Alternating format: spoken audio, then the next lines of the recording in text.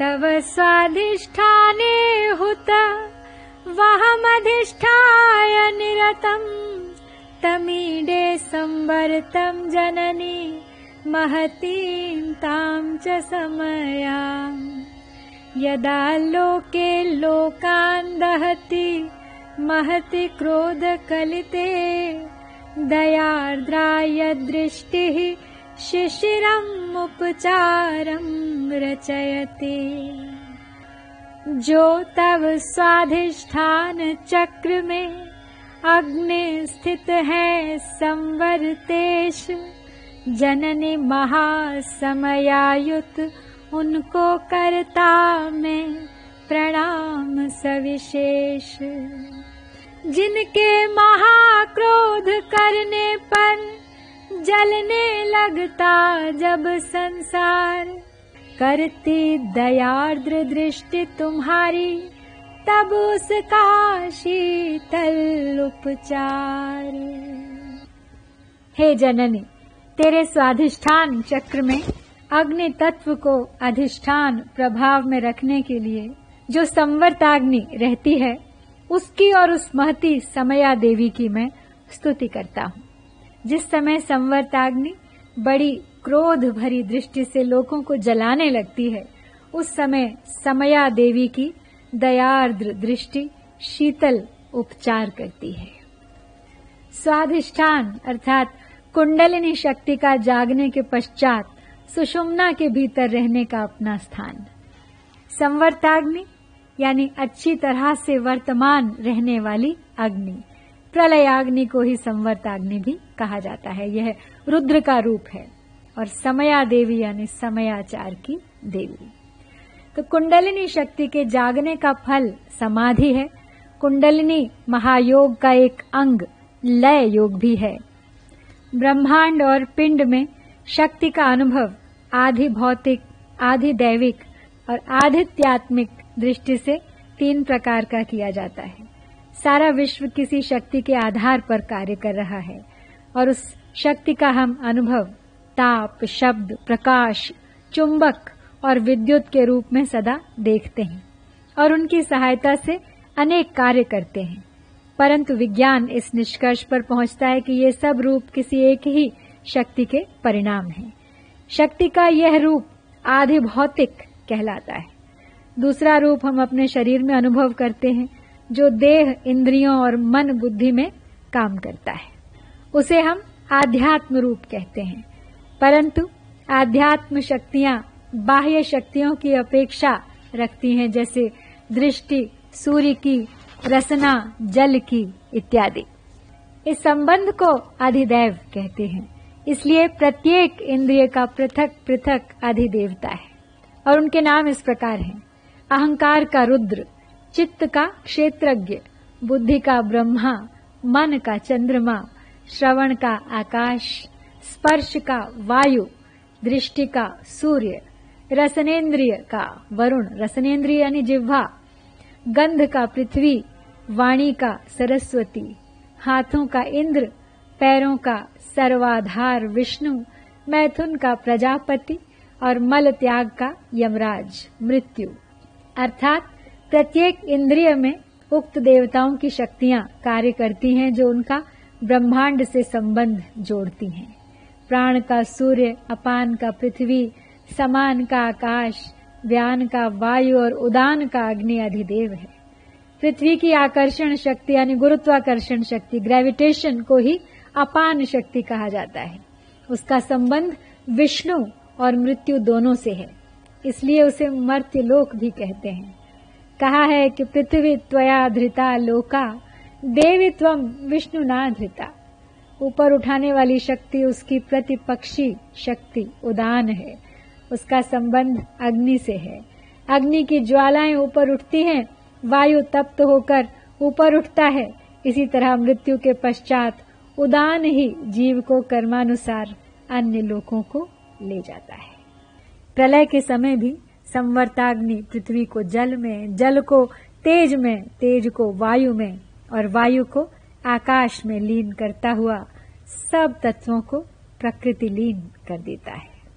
सृष्टि क्रम में शक्ति प्रभवाभिमुख होकर फिर विविध रचना करने लगती है, मानो वह देवी दयार्द्र दृष्टि से संवर्ताग्नि को शांत करके लोकानुग्रह करती है। ओ Parashakti, I deeply adore Shiva, who causes the fire of annihilation in your Swadhisthana chakra. I adore you, the Great One, as Samaya. When his glance burns the universe, your glance, full of compassion, renders a peaceful chilliness. This 39th verse of Saundarya Lahari once again underlines the fact that Shiva and Shakti are inseparable. Shankaracharya does not worship her alone. He visualizes both of them together in different places and in different forms. When he looks at Shiva, who appears to him as fire that is capable of annihilating the universe, he also visualizes Shakti, who facilitates the attainment, and she does this by cooling his intent, fiery nature. When a sun that is capable of offering light only to this galaxy is so hot, nothing needs to be said about Shiva's fire that is capable of annihilating the entire universe, not Milky Way or solar system alone. This verse visualizes Shiva and Shakti in the Swadhisthana chakra, and this chakra is also known for water element. This chakra is also known as the sex chakra, where sexual desires are controlled. The fire in Swadhisthana chakra is also known as Kamagni, which kindles the fire of lust. Meditating on this chakra controls sexual desires.